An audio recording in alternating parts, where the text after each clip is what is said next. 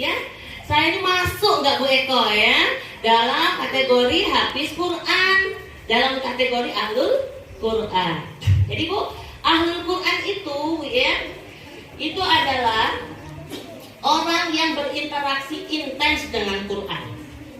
Bukan hanya membaca, bukan hanya menghafal. Interaksinya integral, seperti yang dicontohkan Rasulullah. 5T, bukan ini, tolong bukan ya. 5T, tilawah, ya Bu ya, tahfiz, tadabbur, ya Bu ya. Terus apa lagi? Taklim, terus tanfiz. Ya Bu ya, yang pertama, ini kata Adi Hidayat ya Bu ya, itu Google Map kita Bu ya, yang kalau menjelaskan Quran ini pojok kanan, ya sebelah bawah. Kalau mau tanya peta tentang Quran, tanya beliau, jangan tanya saya. Itu wah, masya Allah, otaknya terbuat dari apa tuh Bu ya? Kalau flash disk itu muatannya banyak banget gitu ya. Jadi menurut beliau yang ahlinya gitu ya, oh ahli Quran itu Bu, bukan cuma yang hafalannya banyak. Jadi ibu jangan cuma semata-mata mondokin anak, ngeleskan anak, ya cuma untuk ngejar target hafal. Ustazahnya juga jangan banding-banding ke, ya longkong ini jadi banding-banding ke, ya misalnya ini hafalan sekian, kau nih kok cuma sekian, nggak boleh Bu. Ya, Al Quran itu orang yang interaksinya syumul, menyeluruh Bu. Bukan cuma di lisan aja dia hafal. Ya Bu, 5T tadi yang pertama, interaksinya dengan Quran intens, karena namanya sahabat. Sahabat itu kan untuk selama-lamanya setia, gitu ya. Dimana dan kapan saja suka dan duka selalu bersama. Ya sahabat, ya karena sahabat untuk selamanya. Dengerin, kau dan aku sahabat untuk selamanya setia. Sahabat itu Bu, ya kita healingnya Bu nanti bukan dengan HP sampai ketiduran ya, HP ku di dadaku, headset di kupingku. Anak zaman now kayak gitu. Hobiku mabar main bareng teman. Iya, jadi kalau anak yang sudah cinta Al-Quran, jadi ahlul Quran, cirinya ya, dia di mana-mana cinta sama Quran. Di rumahnya di mana-mana ada Quran. Dia selalu pengen intim, dekat dengan Quran. Yang dekat dengan Quran di dunia akan didekati Quran nanti dikubur di akhiratnya Bu. Dikubur, ditemani ketika malaikat apa namanya di dalam kuburnya? Malaikat apa namanya yang nanya di dalam kubur? Itu alamat masuk neraka. Nilai kebakaran berarti neraka. Nah, pas dibuka kayak gitu, ya, dipanggil satu-satu, nida syifah hasanah, misal kayak gitu ya. Masa tahanan, ini kan pengadilan Bu, ya, di dalam neraka. Misalnya sekian ribu, sekian juta tahun. Ya Bu, nggak main-main Bu, nggak puluhan tahun mainnya Bu. Ya, 1 menit di dunia bisa ribuan tahun. 1 kali meninggalkan sholat aja 8.000 tahun disiksa ya. Jadi Bu ya, nanti dipanggil nama si A, si B, dihukum sekian. Siapa yang bisa memberi syafaat di saat itu? Siapa Bu? Al-Quran. Syafaat dari Rasul, iya Bu. Jadi Al-Quran nanti bicara Bu, bisa ngomong. Kalau mulut kita nanti digembok. Mulut kan banyak tipu daya, sering berdusta, sering berkilah, berdalih ya. Akhirnya Quran bicara, ya Allah, saya bersaksi, dia menahan kantuknya demi untuk membaca aku. Nah, dalam ribat, dalam berjaga-jaganya di perbatasan musuh, supaya tidak menyerang, dia tetap menyempatkan untuk membaca Quran. Itu kayak tentara di Palestina, ya, Abu Ubaidah CS, tetap baca Quran. Akhirnya apa Bu? Masa tahanan yang harusnya lama di presto, dipanggang, disate di neraka itu dikurangi karena syafaat dari Quran. Asalkan kita berakrab di dunia, healing terbaik itu bersama Quran. Makanya ada Tafiz Camp. Ibu, libatkan anak kita Ibu. Ustazah juga mengemas acaranya, jangan melulu ziyadah murojaah. Rihlatul lillah, perjalanan menuju Allah bersama Quran. Gimana caranya? Menghafal nggak jadi beban. Ini liburan kok ngapal meneh, ya kan? Jangan masukkan di situ murojaah, ziyadah, nggak usah. Di mana liburnya? Anak kalau lenturkan pikirannya, dibuat enjoy ya Bu, yang limbik batangnya ya Bu ya, nanti terbuka dengan otomatis karena dia termotivasi. Nggak perlu tekanan, nggak perlu ancaman, nggak perlu paksaan. Dia akan menerima respon ilmu itu dengan sukacita. Cirinya apa? Dia senyum, dia happy. Jadi jangan dibebani ya, ketika tahfizkan itu banyakin hafalan. Ya Bu. Itu untuk memotivasi supaya semangat lagi ketika masuk untuk menghafal lagi, bukan ketika tahfizkan dibebankan banyak-banyakan menghafal. Ya Bu, kalau motivasi bagus, insya Allah nanti anak akan meroket sendiri Bu. Saya Bu ya, di SD, Ida dulu, saya nggak pernah Bu, ya, membandingkan anak saya. Oh ini hafalan lebih banyak, oh orang udah wisuda anak saya belum, nggak masalah saya Bu. Tapi saya terus memotivasi bahwa Quran itu indah, bahwa apa yang bersahabat dengan Quran berarti ahlullah, keluarga Allah, diayomi, diistimewakan sama Allah. Semangat ya Bu, cerita tentang hafal Quran. Akhirnya apa Bu? Ketika saya karantina kan setengah tahun, langsung dapat 20 juz. Mudah Bu, kalau untuk 30 juz itu mudah. Nah, kayak gitu. Ya, jadi kita ingat tadi untuk bersahabat dengan Quran yang pertama tilawah. Ayo Bu, ibu harus jadi Quran berjalan untuk anaknya. Jangan muluk-muluk anak pengen habis Quran, ibu trio pulkul aja cuma bacaannya. Iya, ya nak tak simak juz pira nak? Juz 29. Kok disini nak aku ikro saya bacaannya ini banyak dari kita. Ya. Ibu mudah menjadikan anak habis Quran, ibu nggak harus hafalannya banyak, tapi paling nggak enak modalnya. Ya. Mau nyimakin anak juz 29 surat Ar-Rahman tadi loh, ibu aja nggak bisa nyimaknya, gimana anak mau mentasmid ke ibu ya? Jadi ibu ikutlah majelis-majelis Qur'ani, ikut kajian-kajian. Ini kalau ada walaupun cuma 8 orang 10 orang, ada kan kajian intensif untuk ibu-ibunya. Kalau ibunya nggak ada cahaya, gimana mau berbagi cahaya untuk anak-anaknya ya? Gimana mau mengupgrade iman, amal, kalau ilmunya juga ajak di situ aja. Gitu ya. Jadi support system ini akan berjalan kalau bukan anaknya aja yang kita peci kok boso iki linggal ya. Kita tembak. Ibu-ibunya ini yang kita tembak. Ya? Gitu Bu ya. Ya, ibu kalau pingin anak rajin tilawah, rajin baca Quran, ya Bu ya, intens, ibu mulai buka Quran. Jangan tahunan, ketika Ramadan saja. Apalagi mas kawinnya Quran, taruh di atas etalase berdebu, nggak senggol-senggol, ya say goodbye, ya Bu. Jadi ibu harus baca Quran kapan Bu? Habis subuh atau habis maghrib. Itu dibuat harmoni, terus kayak gitu, bertahun-tahun. Anak saya 5-5-nya Bu, dari anak pertama, dari dalam perut saya sudah didiknya untuk cinta Al-Quran. Bertahun-tahun kayak gitu, bapaknya balik, nggak lepas sarung, langsung ngambil legar, apa jenisnya? Untuk alas Quran, lehat ya. Nggak ada aktivitas lain. Ngopi nanti dulu, apa-apa nanti dulu. Ambil Quran. Ayo tilawah, ayo ziyadah. Alhamdulillah. Nggak ada yang pegang TV, pegang HP, nggak ada. Setiap maghrib, setiap isya, setiap subuh. Ya. Nah itu bentuk interaksi yang paling awal, ya. Bentuk kita ta'aruf, kenalan dengan Al-Quran level pertama. Sekedar membaca aja kita masih lemot. Iya, masih lelet, masih malas. Nah, gimana mau interaksi selanjutnya? Yang kedua, tadabbur dulu. Beda ya ustazah juga nanti ngajarkan, ibu-ibu juga, ya. Walaupun ibu minim ilmunya bisa belajar sama Mbak Google ya. Jadi ketika ngajarkan anak, kalau bisa ayat Quran yang mau diajarkan itu diajarkan artinya, ya. Kalau sekarang ada metode pakai gerakan ya. Nah, misalnya qul huwallahu ahad, Allahus samad, lam yalid, gitu kan?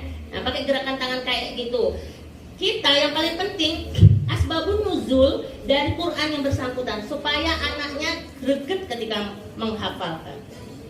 Misalnya فأما من أعطى واتقى وصدق بالحسنى فسنيسره لليسرى. Apa artinya? Ustazah cerita. Nah, al-lail itu artinya malam. Banyak hikmah di malam hari. Ah, udah? Kalau saya ngajar tahfiz berapa? 12 tahun ya saya di Anida itu. Saya ajarkan artinya, Bu.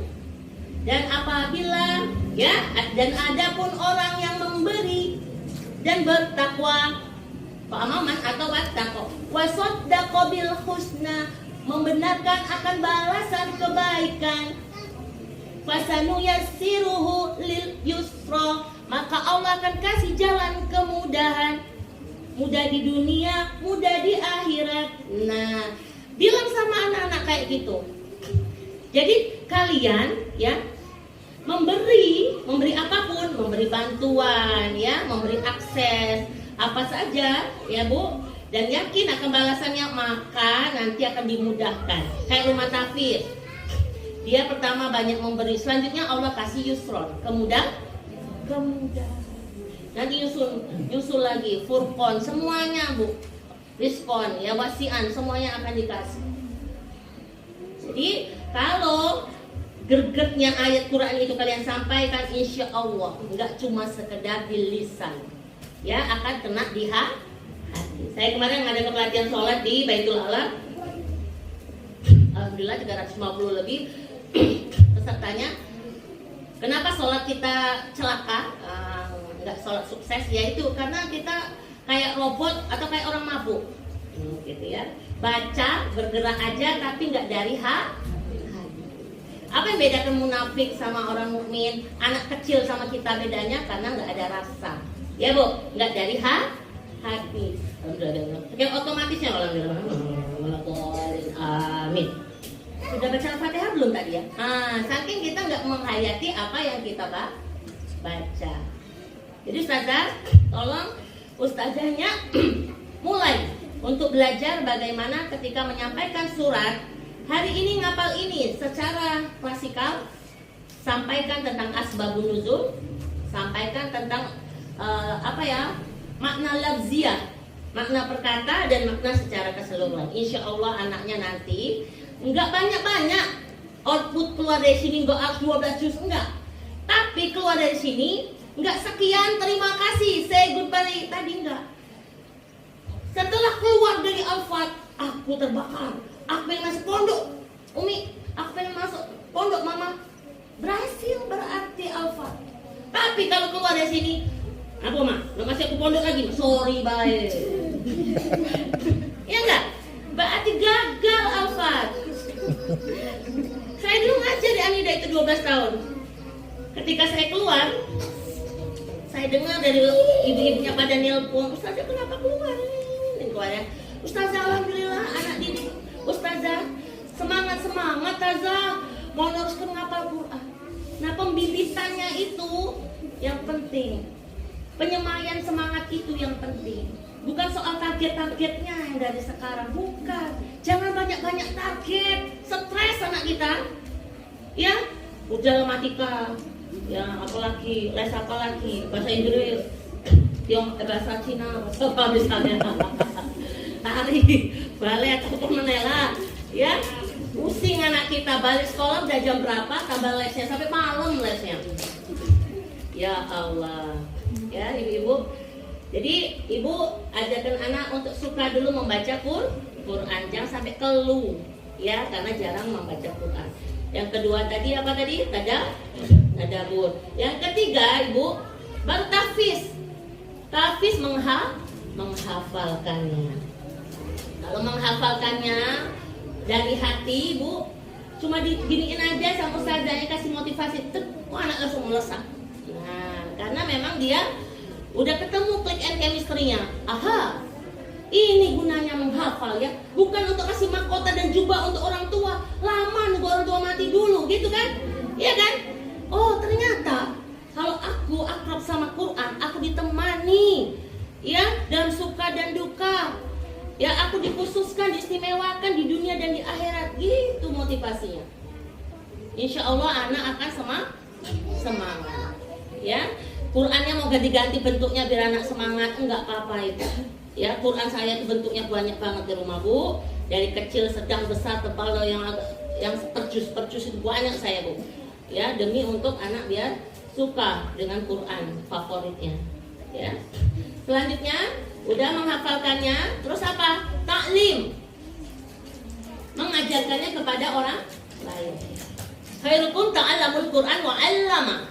Yang paling terbaik di antara ibu-ibu ini bukan yang banyak hartanya, bukan yang paling glowing, bukan, tapi yang mengajarkan Al-Quran. Ustazah yang paling keren ada yang mengajar. Ibu ngajari, ya Bu, cara baca Al-Fatihah yang benar ke anak, ngajari Iqra, nyimain hafalan, ibu terbaik. Jangan sepelekan ibu, ya. Yang penting samai bibit motivasi sejak dini supaya anak ibu nanti jadi hufaz, jadi hafiz Quran. Terus yang terakhir, ya, apa yang terakhir? Tanfiz, mengamalkannya. Nah, ibu, kita serasa jauh dari Al-Quran. Padahal Al-Quran itu Bu ya, minhajul hayyah. Apa Bu? Minhajul hayyah, pedoman hidup. Namanya pedoman taruh di mana Bu? Kalau obor taruh di mana? Hah? Kompas taruh di mana? Pasti di depan. Jangan dikesampingkan, apalagi di belakangin. Harus di nomor satukan. Jadi rujukan, insya Allah selamat dunia wal akhir. Itu wasiat pesan dari Rasulullah. Barang siapa berpegang pada Al-Quran dan hadis selamat. Gitu kan? Jadi Ibu, apa yang tadi itu lupa aku. Tanfiz, amalkan Bu ya. Jadi dulu ada yang datang ke seorang syekh ya. Jadi, wahai syekh, saya ini lambat keturunan syekh. Apa yang harus saya lakukan? Apa kata syekhnya? Istighfar. Ada lagi datang syekh, kami kekeringan. Ya, sumur kering, dari langit pun tak datang hujan. Apa solusinya syekh? Istighfar. Yang satu lagi, syekh, bisnis saya ini tutup ya. Buka lapak sini tutup.com. Buka lapak sini tutup.com. Ya. Bagaimana saya solusinya? Apa katanya? Istighfar. Jadi kaget mereka bertiga, masalah beda, kok solusinya satu. Protes mereka. Apa kata saya tadi? Saya melihat ya dalam Al-Qur'an surat An-Nur ayat 10 sampai 12 ya, bahwa di situ istighfar. Mohon ampunlah sama Allah yang Maha Pengampun, maka Allah akan memperbanyak harta dan anakmu. Jadi Bu, kalau apa-apa Bu, solusi masalah, mau didik anak, ya, mau menjadi ibu yang baik, balik ke Quran Bu. Balik ke Quran. Anak sakit, ya Bu, sambil diobati tapi jangan cuma diruqyah Bu ya. Anak dikasih herbal, madu misalnya, dikasih obat medis ya Bu ya. Tapi jangan lupa, setan tinggal di aliran darah. Jadi darah kalau diblokade atau diboikot oleh setan, maka ini nggak efektif Bu. Ya, gunakan ayat Quran Ibu. Rasulullah kalau sakit meruqyah Hasan Husain pakai Quran. Ya Bu. Jadi setan di akhir zaman ini Bu udah banyak. Satu orang korinnya udah bisa ratusan setan. Makanya susah mencari orang istiqomah ya Bu ya. Jadi bisa membuat anak kita kena ain ya Bu ya. Bisa membuat anak kita masuk angin, bukan ain aja tapi angin. Ain dengan angin ya. Gimana solusinya? Ini saya terapkan Bu ya. Dulu ada pasien saya asites ya Bu ya, yang perutnya udah kayak balon mau meletus, ya, meletus balon hijau dor. Nah itu hampir dor itu Bu ya. Keluarganya udah siap melepaskan. Ya karena udah balik ke rumah sakit nggak ada perubahan dan ibunya nggak bisa makan, nggak bisa duduk. Kalau makan nambah mau pecah rasanya. Ya Bu. Jadi saya nggak bisa bacaan yang banyak-banyak. Ya saya ini pondok tahfiz Quran, tapi belum 30 juz. Apalah yang aku bisa. Jadi Bu ya, Ibu bisa coba minyak kayu putih ya Bu ya, atau but atau air putih itu diruqyah dengan ayat-ayat Quran. Quran itu ajabah, Ibu, ajaib. Kalau Ibu yakin, kalau Ibu nggak yakin nggak jadi ajabah deh. Ya. Jadi Ibu bacakan, saya bacakan tuh but itu. A'udzubillahi samil alim minasyaitonir rajim. Bismillahirrahmanirrahim. Baca Al-Fatihah. Waladhdallin. Saya tiup. Ya, kayak niup kalau HP itu berembun ya. Atau ya jangan ha ya. Ayat kursi. Bismillahirrahmanirrahim. Allahu la ilaha illa huwal hayyul qayyum. Dah? Terus trio kul. Ya? Allahu ahad itu, Allahu falaq, Allahu surabin. Nah, masing-masing sekali tiup. Yakin Bu, bukan yakin dengan diri Ibu, yakin dengan kekuatan Al-Qur'an. Ya Bu, alami apa aja pendek kacau ya. Kali guyu saya tanya kok ibu itu baca Quran, pinter laku. Quran iya Bu, mereka ada dari kalangan jin muslim Bu, tapi jahil. Banyak pendek kacau ibu. Tapi yakin dengan Qurannya. Saya oleskan Bu di perutnya yang mau meletus itu Bu. Kalau orang hamil kan masih ada Bu ya, udelnya itu nggak terlalu, itu masih inilah. Ini Bu udah mau pecah banget, tipis kulit ari itu. Ya, jadi saya oleskan. Apa yang terjadi Bu? Hari pertama setelah saya baca ini itu kempes, kedua ngempes, ketiga udah panen duku sama duren dan diantar ke rumah. Bayangkan Bu, 3 hari. Ya Bu, anak saya dua-duanya panas. Yang keempat, yang kelima masih di rumah ya. Saya nggak pakai but-but, saya gini aja bacakan ya Bu, langsung tiupkan dari kepala sampai ke kaki. Auzubillahi minasyaitonir rajim. Waladhdallin. Amin. Itu dua-duanya. Terus ayat kursi, kan capek kalau baluri dua-duanya nggak but-but ya, baluri badannya kan, jadi saya tiup aja ayat kursi. Kenapa bacaan saya bisa berkesan Ibu?